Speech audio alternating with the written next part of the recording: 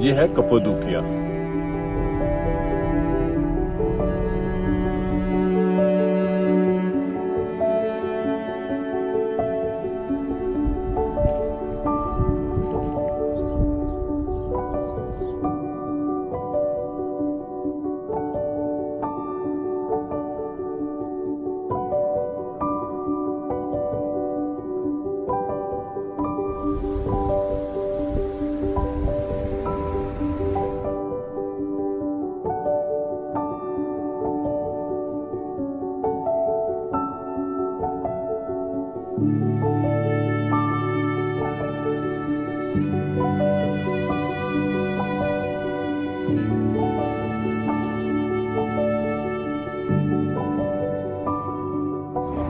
तो तुर्की का बड़ा हिस्सा अनातोलिया है, अनादोलो जिसको कहते हैं, एशियाई पूर्वक यानी कि छोटा एशिया।